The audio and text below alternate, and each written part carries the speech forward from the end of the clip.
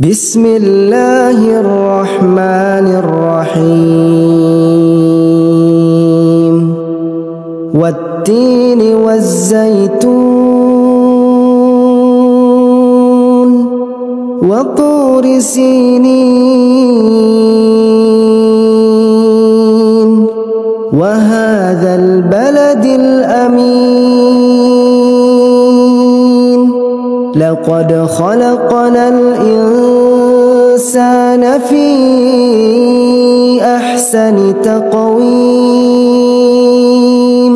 ثم رددناه أسفل سافلين إلا الذين آمنوا وعملوا الصالحات فلهم أجر غير ممنون